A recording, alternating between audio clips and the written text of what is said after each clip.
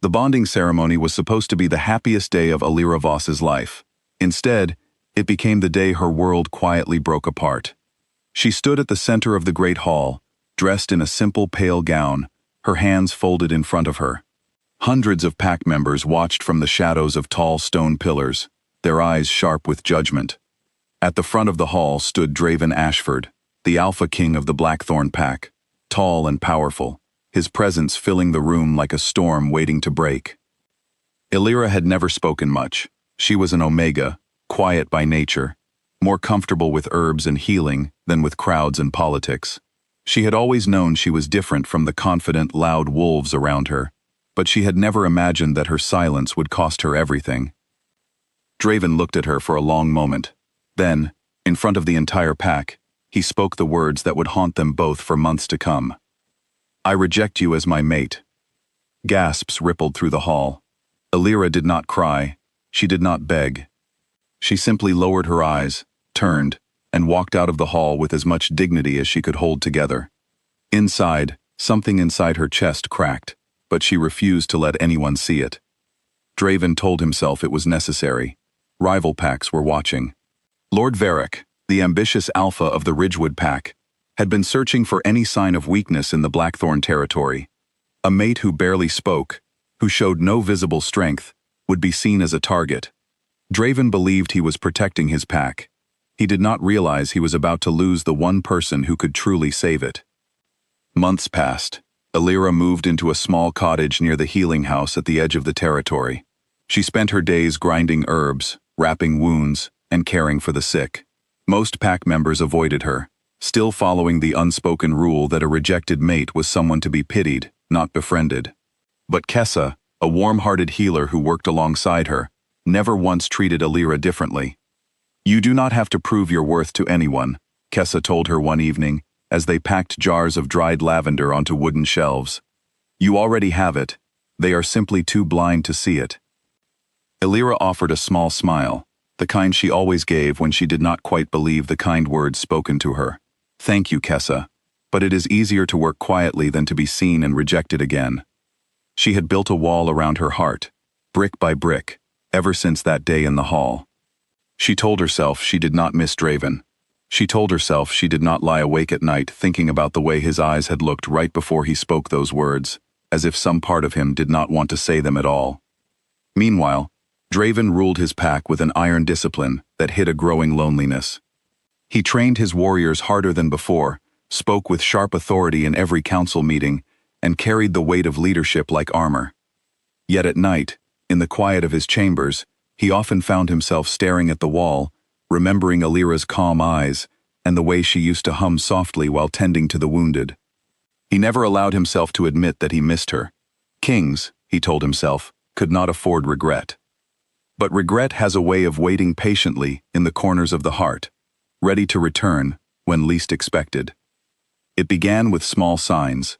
A well near the eastern border turned murky and bitter. A few warriors who drank from it fell ill with fevers that would not break. The pack's healers treated the symptoms with the usual remedies, yet nothing worked. Within days, more wolves fell sick, their strength draining, as though something unnatural was eating away at them from the inside. Draven called an emergency council. His most trusted advisor, an older wolf named Bram, delivered grim news. "This is not an ordinary sickness, my king. The water has been poisoned, and judging by the pattern, it was not an accident." Draven's jaw tightened.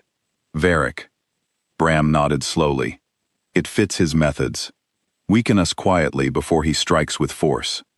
The healing house became crowded with the sick. Kessa worked tirelessly, but even her skill could not slow the spreading illness.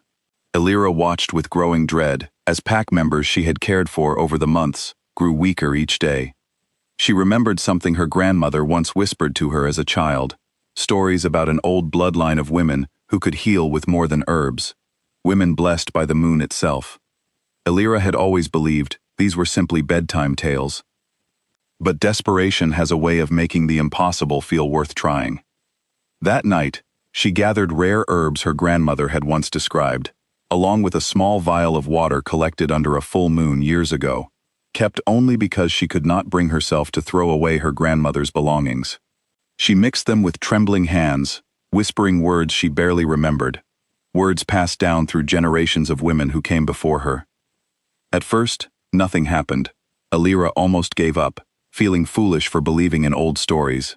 Then, as she pressed her palms against the vial and closed her eyes, a warmth spread through her body, unlike anything she had ever felt. A soft silver light began to glow beneath her skin, pulsing gently like a heartbeat. She gasped and stepped back, staring at her own hands in disbelief. Kessa, who had been resting nearby, sat up sharply. "Alira, your hands. They are glowing." Alira's heart pounded. She did not understand what was happening, but she knew, somehow, that this power was meant to help. She rushed to the nearest patient, a young warrior shivering with fever, and placed her glowing hands over his chest. The silver light flowed from her fingertips into his body, and within moments, his breathing steadied. Color returned to his pale face. He opened his eyes, looking at her with stunned gratitude. Word spread quickly through the healing house. One by one, Alira moved between the sick, her hands glowing softly each time, drawing the poison from their bodies and restoring their strength. By the time the sun rose, nearly all the ill wolves were recovering. Kessa stood beside her, tears in her eyes. "You saved them. Alira, you truly saved them." Alira felt exhausted, but strangely alive, as though a part of her that had been sleeping for years had finally woken up. She realized, with quiet astonishment, that the stories about her bloodline were not myths after all. She carried the blood of the first moon healers, a line of women whose power surfaced only in times of great need. News of the miraculous healing reached Draven within hours. He arrived at the healing house to see it with his own eyes, his expression unreadable as he watched Alira gently helping a recovering warrior sit up. She looked different somehow, not weaker as he had once assumed, but steady in a way he had never noticed before. When she turned and saw him standing in the doorway, silence fell between them. "They tell me you healed the sickness that our finest healers could not touch," Draven said quietly. Alira met his gaze without flinching, something she would not have done months ago. "I did what needed to be done. My pack was suffering. I could not stand by and do nothing." The words carried a quiet strength that struck him harder than any shout ever could. He opened his mouth to speak further, but before he could, a horn sounded from the watchtower, sharp and urgent. Warriors shouted in the distance. Lord Varric's forces had been spotted approaching the eastern border. The illness had only been the beginning. Now came the real attack. Draven's warriors scrambled to prepare for battle, but many were still weak from the poisoning, their strength not fully restored despite Alira's healing. Draven felt the weight of an impossible choice pressing down on him. His pack was not ready to fight, yet there was no time left to wait. Alira stepped forward before he could speak. "I can help. I felt something when I healed them, a connection to the land itself. I believe I can sense where Varric's warriors are moving before they arrive." Draven studied her carefully. Every instinct from his past told him to protect her by keeping her far from danger, the same instinct that had led him to reject her in the first place. But this time, he saw something different in her eyes, not fragility, but quiet determination. "Then stand with us," he said, "not behind us." Alira nodded, and for the first time since the bonding ceremony, she felt truly seen. The battle that followed tested the Blackthorn pack in ways it had never faced before. Varric's warriors surged through the tree line under the cover of dusk, but Alira's newfound senses gave the pack crucial warning, allowing them to position their strongest fighters exactly where the enemy planned to strike. Her glowing hands worked tirelessly along the edges of the battlefield, healing wounded warriors mid-fight, giving them the strength to rise again and continue defending their home. At one point, Draven found himself surrounded by 3 of Varric's warriors, his strength faltering after a deep wound to his side. Alira, sensing his pain through some invisible thread connecting them, rushed toward him despite the danger. She placed her glowing hands against his wound, pouring what remained of her strength into him. The pain eased almost instantly, and new energy surged through his body. "Why?" he gasped, staring at her in disbelief. "After everything I did to you, why would you save me?" Alira's eyes softened, though her voice remained steady. Because my pack needs its king, and because some part of me never stopped caring, even when you gave me every reason to. Draven rose to his feet with renewed strength, fighting alongside his warriors with fierce determination.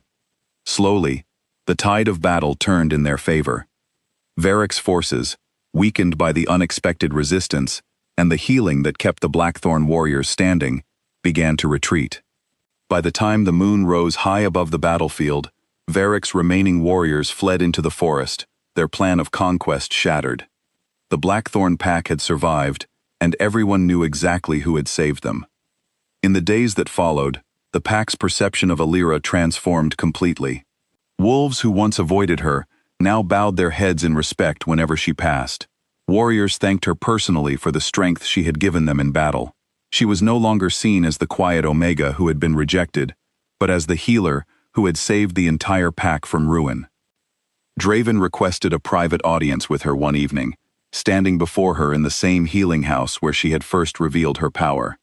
This time, there was no crowd watching, no pressure of political appearances weighing on his shoulders. "I was wrong about you," he said quietly. "I let fear control my judgment, and I hurt you deeply because of it. I cannot undo what I said that day, but I want you to know that I see you now, truly see you, not as a weakness to hide, but as the strongest person in this pack." Alira listened carefully, her heart aching with the memory of that painful day, yet also softened by the sincerity in his voice. "You hurt me, Draven. That pain does not disappear simply because you have changed your mind.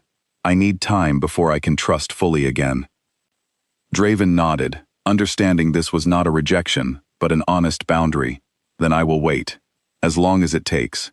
You do not owe me forgiveness, but I hope, in time, I can earn it." Over the following weeks, Draven proved his words through actions rather than promises. He included Alira in council meetings, valuing her insight on matters concerning the pack's well-being. He defended her publicly whenever old prejudices tried to resurface among certain pack members. Slowly, carefully, trust began to rebuild between them, not as fated mates bound by instinct, but as two individuals choosing each other freely. Months later, on a quiet evening beneath a bright full moon, Alira stood once again in the great hall where she had once been rejected.